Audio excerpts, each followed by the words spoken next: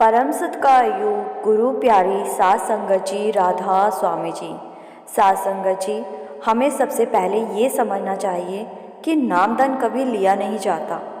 नामदान तो वो सच्ची अनमोल दौलत है जो सद्गुरु की कृपा होने पर सद्गुरु द्वारा हमें दिया जाता है। नामदान लेने से पहले हमें यह सोचना चाहिए कि क्या हम नामदान लेकर परमार्थ के रास्ते पर चल भी सकते हैं या नहीं। क्या नामदान हम अपनी इच्छा से ले रहे हैं या घर के बड़े बुजुर्गों के दबाव में आकर ले रहे हैं। हम सब देखते हैं कुछ बच्चे जिनकी उम्र अभी 18-19 साल की है, वह भी नामदान लेने के अभिलाषी है। ये तो बड़ी अच्छी बात है, बड़े शौक से उनको नामदान लेना भी चाहिए। पर मेरा कहने का मतलब यह है कि क्या हम कदर कर पाएंगे। बाबा जी अक्सर कहते हैं कि कद्र करो। जो बच्चे अभी 18-20 साल के हैं और माता पिता के दबाव के कारण नामदान ले लेते हैं, इस उम्र में तो अक्सर बच्चे अपने करियर की शुरुआत करते हैं और सफल भी हो जाते हैं, और सफलता कभी कभी सर पर चढ़ जाती है और बच्चे गलत आदतों में पड़ जाते हैं। नामदान तो उन्होंने माँ बाप के दबाव में ले लिया, लेकिन नामदान का मतलब वो जानते नहीं।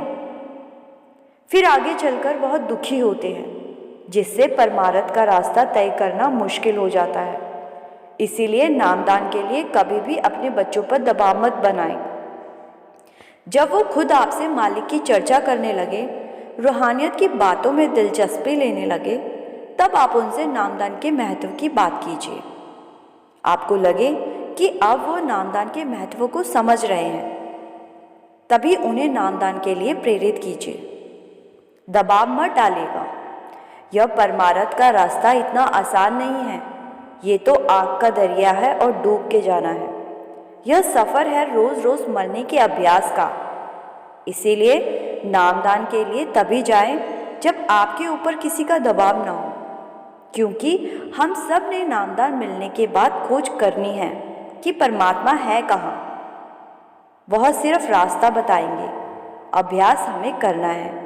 नामदान के वक्त वह हमें भेद बताएंगे, उजागर हमें करना है। वह तभी संभव हो पाएगा जब हम खुद अपनी मर्जी से नामदान की तड़प लेकर बाबा जी के पास जाएंगे, बजाय इसके कि हम किसी के दबाव में आकर नामदान लेने चले जाएं और झूठ बोलकर नामदान की पर्ची को हासिल कर लें। अगर ऐसे नामदान मिल भी गया तो रूहानियत के रास्ते पर हमारी तरक्की नहीं होगी। इस रास्ते को हम जब खुद तय करेंगे कि नामदान की क्यों ज़रूरत है, फिर ही कहीं आगे चलकर हम खोज पाएंगे कि जीवन का सत्य क्या है। एक बात तो पक्की है कि हमने जन्म लिया है तो मृत्यु तो निश्चित है, परंतु नामदान लेने वाले जीव को जीते जी मरना पड़ता है। अगर हम तैयार हैं जीते जी मरने के लिए, तो नामदान के लिए हमारा स्वागत है। इस मार्ग पर चलने का मतलब मैं ये भी नहीं कह रही कि सब त्याग कर परमार्थ में लग जाओ। अपनी पारिवारिक जिम्मेदारियां भी निभाओ और साथ में मालिक की भजन बंदगी भी करो। सद्गुरु हमें कभी ये नहीं कहते कि नामदान मिल गया है, अब तुम दुनिया से दूर किसी जंगल में चले जाओ। सद्गुरु तो हमें घर पर रहकर ही भजन सिमरन करने को कह रहे हैं। नामदान लेने की तड़प कैसी होनी चाहिए, मैं आपको इस छोटी सी साखी के जरिए समझाने की कोशिश करती हूँ। एक बार की बात है, बड़े महाराज जी के समय में एक पति पत्नी नामदान लेने के लिए डेरे में आए। दोनों लाइन में खड़े हो गए। तब बड़े महाराज जी खुद कुर्सी पर बैठकर इंटरव्यू लिया करते थे, और किसको नामदान देना है किसको नहीं, महाराज जी हाँ या ना में सिर हिला देते थे। जब इस पति पत्नी की बारी आई तो हुजूर ने ना में सर हिला दिया, और इसके बाद सेवादार ने उन दोनों को पंडाल से बाहर कर दिया। उन दोनों में नामदान लेने की जबरदस्त तड़प थी, और जब महाराज जी ने ना में सर हिला दिया तो वो बाहर आकर रोने लगे। फिर वहां से वो दोनों घर वापस जाने लगे, और डेरे के आखिरी छोर पर उस समय सड़क का काम चल रहा था। वहां एक बुजुर्ग सेवादार रोड़ी की सेवा कर रहा था। वो सेवादार ऊंची आवाज में बोल रहा था कि रोड़ी की सेवा करो और नामदान प्राप्त कर लो। रोड़ी की सेवा करो और नामदान लेते जाओ। दोनों पति पत्नी ने जब यह सुना कि रोड़ी की सेवा करके नामदान मिलता है, तो वह दोनों पति पत्नी यह सुनकर रोड़ी की सेवा करने में लग गए। पूरे 2 दिन सेवा करते रहे और तीसरे दिन फिर लाइन में लग गए। जब वह दोनों एक बार फिर महाराज जी के सामने आए, तो इस बार महाराज जी ने हाँ में सिर हिला दिया। वहीं सेवादार जो परसों इन दोनों को बाहर तक छोड़कर आया था, वह बहुत हैरान हुआ कि यह क्या हुआ।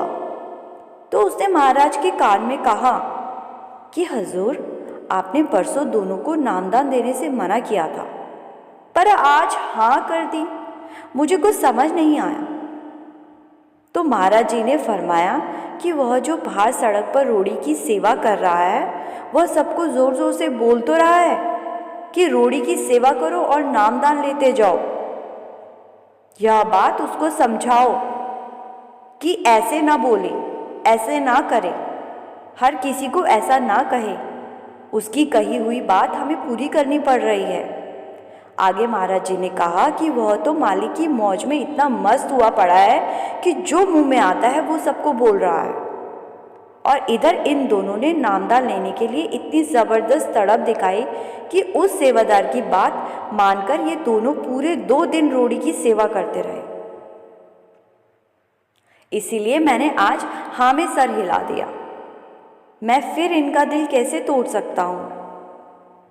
तो साध संगत जी, कहने का मतलब ये है कि हमारे सद्गुरु इतने दयालु हैं कि अपने एक सेवादार के कहने पर उन्होंने उस पति पत्नी को नामदान दे दिया, परंतु उन दोनों में भी नामदान की पूरी तड़प थी।